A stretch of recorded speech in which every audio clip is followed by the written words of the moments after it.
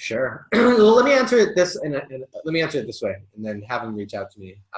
So when you guys are starting out, and for anybody, we are talking a lot about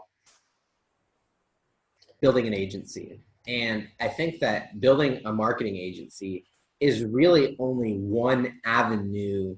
It's obviously only one avenue to creating an online income. Just like if we were to go out into the real world, into the brick and mortar world, there's not one business model, there's not one type of business niche or industry that works. And so similarly, what I would share is that there are, however, it's not like there's not a set number of options. What's great about it is that there is a large variety of options, and if you can find the one that you are, what's the word I'm looking for? If you can become self-aware enough to find out which one actually fits you the best, that's when you're going to have most success. And I'll share with you that a lot of digital marketers, a lot of people in this space, they kind of dilly-dally around and they test and they try different things. But the problem is that they don't really go all in to figure out whether or not they can actually do it. And they just are half in and half out of lots of them, as opposed to going all in one of them, seeing if it works, and if it doesn't, moving on to the other. And so what I would share is that in addition to the marketing agency, right? Obviously, we're talking about this, and we're talking about these programs, and we're talking about this in the context of you can now go out and find clients. You can now go out, and this will allow you to be able to get in touch with those people, so you can run Facebook ads, so you can sell them a website, so you can create a chatbot form, all those types of things. However, maybe you don't want to do that for other people, right? I think that, like, frankly, I got to be frank with you, I don't like I don't like having clients. Like, it's really, really interesting, and I have this I'll share this with you guys if you guys are in the accelerator, that like this moment where I'm not taking on any new clients right now. Like, that is not my focus. I have a couple clients that I'm working with, and I service and stuff like that, and I'm very passionate about those people, which is why I'm why I kept them. But my main focus right now, after Dan left from our agency, was to build this program, to make sure I realized that I was half-assing you guys. And so my point in saying that is that maybe an agency is not for somebody, right? And so the alternative, though, and the kind of the halfway, is something called white labeling, right? Which is something that you guys can do as well, which is going out, finding the clients, finding the businesses, finding the people, and then utilizing another service provider, utilizing someone else to actually build the chatbots, to actually build the websites, to actually build, because frankly, the hardest part of business, the hardest part of the business is the stuff that we're talking about today on this call, which is actually going out, generating business, going out and creating things from scratch. So if you are able and willing to do that, then there is going to be a ton of people lining up to fulfill your services. And because you're the rainmaker, you're the one that has the leverage. Now, if you're like me, and Darla mentioned that he was a little more tech savvy, and this question was coming from someone who's, where do I start? How do I get started? What do I do? And I wanted to answer it in the context of, specifically this program, because maybe some of you guys aren't having success because you're not meant to be a service provider. Like I bumped into that quite a bit as well, where there were times where I was like pivoting and going, and it was like I ran into all of these things where we weren't having success, and ultimately it just was because that wasn't our strengths. That's what we weren't supposed to be doing that. We weren't supposed to be a website agency. We weren't supposed to be just a Facebook, ads agency. We weren't having success in those areas, and it was only when we kept pivoting and kept finding our little niche did we have success. And so the same thing to you, you might find that you are not cut out for this part of it, but maybe you want to focus on the sales. Secondly, right, the third aspect of it is, okay, you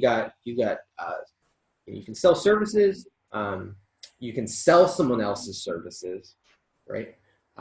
You can find a way. The third alternative is syncing up and hooking up and connecting with someone who is a rainmaker. So finding someone who wants to go out there and make business happen, who wants to generate sales, who wants to go out there and run these systems, and find people like right now I'm looking for people who want to do those things that we talked about, right?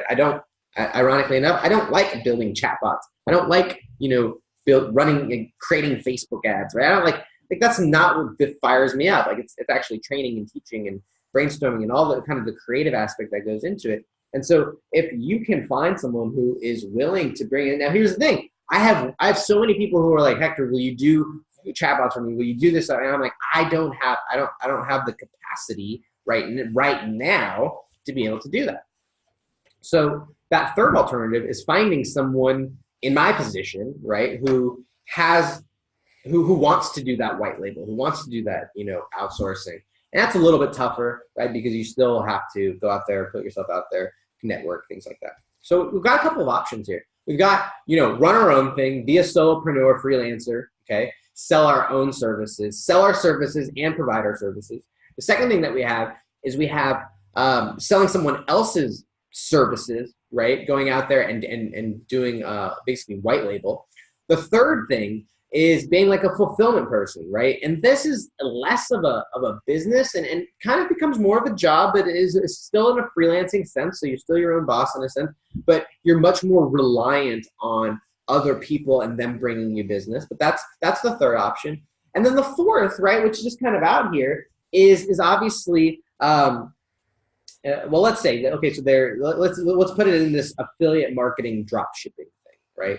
I think that those are kind of the same thing, right? Drop shipping is affiliate marketing for physical products. Affiliate marketing is affiliate marketing for information and software products, but they're the same kind of thing. What's nice about these things is that within them, there's all of these different opportunities, right? There's these opportunities to just run a Facebook ad. There's opportunities to, run and build a list off of, kind of niche, weird kind of sites, right?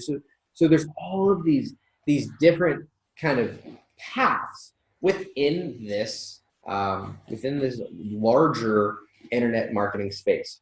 So I think that knowing the landscape, understanding the landscape that's out there, and equally as important, understanding the inner landscape of what do you actually want to do? What do they want? What would you be willing to do for free or for, like when I think about, especially early on in my business, like how many hours I was working compared to how much I was getting paid.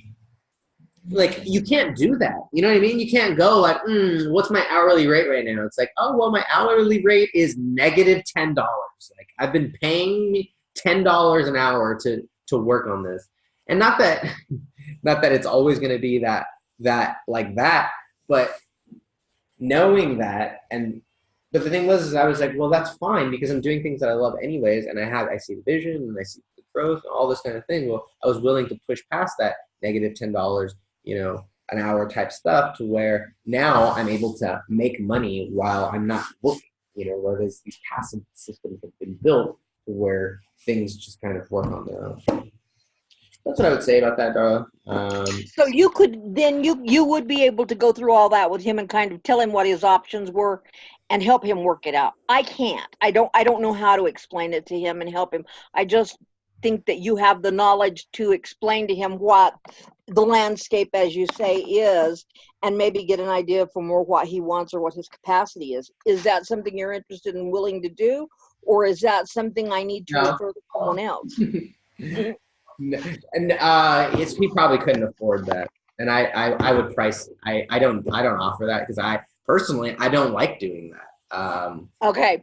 So like if he were to join this group and he were to join us and he were to come in and ask questions every week and stuff like that, like I think that absolutely that would be something that I would be, like you said, interested in and able and willing. But from knowing myself, I've done coaching, I've done one-on-one stuff in the past, and I don't look forward to it. And you couldn't, you could only pay me a lot of money to make me excited about it. And that's you know what I mean? So I do know what you mean. Okay. Well, ideally, I would like him to get in the group, but and I will bring that up to him. I just wanted to kind of have a baseline of what I could talk to him about because he wanted to talk to me.